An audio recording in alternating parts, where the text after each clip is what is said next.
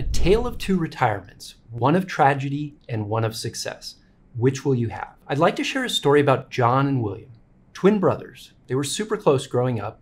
Each went on to marry, have kids and grandkids.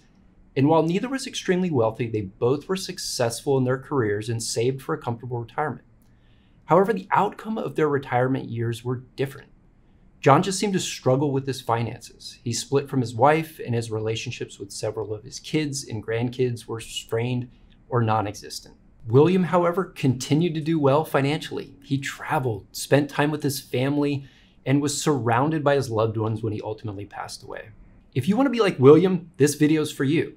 But what I'm about to tell you, the things John didn't do, are actually the mistakes that many people make. First, no one wants to run out of money in retirement, but once you have enough money to retire, unfortunately, too many people stop planning for how to make their money last or go further.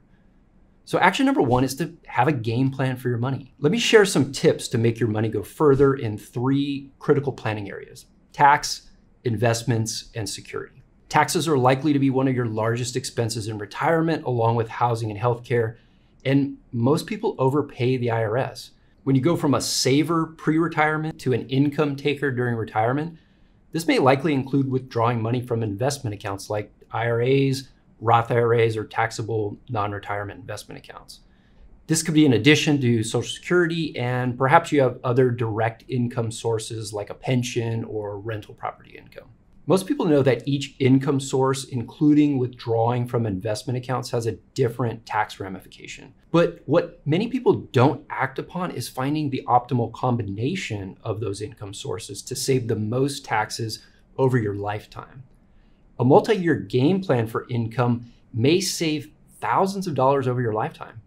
This may include intentionally taking some income at the lower tax brackets now. Often it's a good trade-off, for example, to pay 12% now rather than 24% or 31% in 10 years. Each year in early summer, we focus here at our firm on a deep dive tax analysis for our clients. I'll often share with them with simply repositioning their charitable giving, not even giving more in many cases, but just where the giving dollars came from. It often saves thousands of dollars in taxes because writing a check is not often as tax beneficial as these other ways to give. Make sure to discuss with your tax professional to see what works for you. For investments, find the optimal balance of conservative investments and growth investments for the long term. And how about security? What if there is a major unexpected loss or a healthcare expense? What if you or your spouse passes away? Generally, the survivor loses the lower of the 2 Social Security incomes. If you have a pension, make sure to check what the survivor keeps. This, of course, is in addition to ensuring your home and auto insurance are continually staying current. Okay, action number 2. My oldest son's getting married this summer. It seems like just yesterday when he was a baby. When I share this news with my clients, they cannot believe it either. Many of them have met my kids or at least seen pictures and heard the stories of them growing up. I think we've all been in that position when we say, man, time really does fly. It's no different in the retirement years. Time will fly. So when you're laying on your deathbed, what would you regret not doing or being? So know what you want out of life. One of my clients, as they transitioned into retirement, shared that they wanted to be able to help family members. This included sending a nephew to college and helping out a sister who had some challenges getting into a home. Our clients were inheriting some money, and we immediately began working on these important priorities. Another client, she's passionate about providing humanitarian aid in Central America. As she was freed up from working and having to earn a paycheck, now with a solid retirement plan in place, she committed more of her focus on helping people. This has become, in my eyes, a crowning purpose in her life. In both of these examples, our clients simply put thought into what was important to them. We had great discussions with them about living without regret. We helped them put a plan in place, and they took action before letting time fly by. It's never too early to be thinking about what you want out of life, but work most often provides a built-in level of productivity and fulfillment. When work becomes optional, you have enough money then to make that big decision to no longer work, there can then become a void. Many of you have navigated this well, and some of you may be figuring it out, and that's okay. It's not always easy. But to know what you want out of life, a helpful exercise is simply to ask yourself how you want to spend your time. Final point, You may have heard the proverb, shirt sleeves to shirt sleeves in 3 generations. There are various cultural spins on the same adage, from clogs to clogs. I've heard peasant shoes to peasant shoes, and many more. But it addresses a very real problem. The Heritage Institute reports that 9 out of 10 traditional inheritance plans will fail. That's 90%.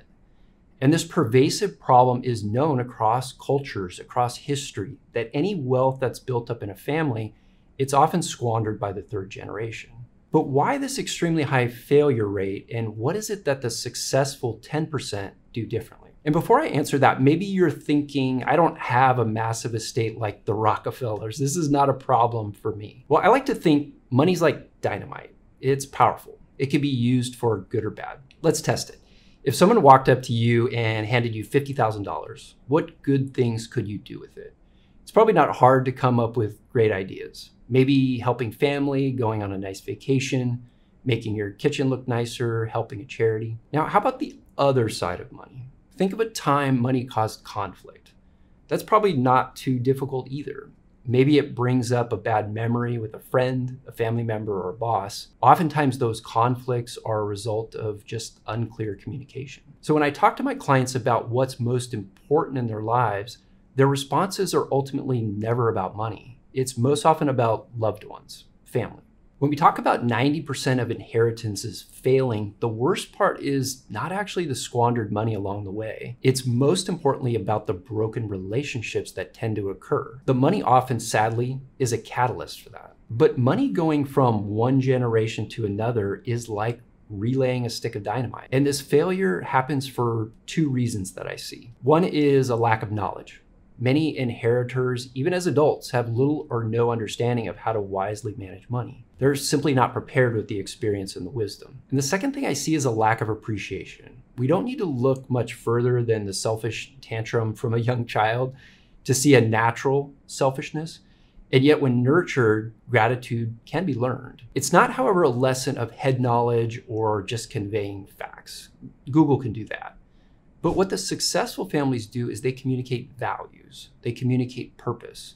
They also communicate preferences and expectations. When it comes to conflicts about money within families, I most often see disagreement about what mom or dad would have wanted. Each child often genuinely wants to do what mom and dad wanted.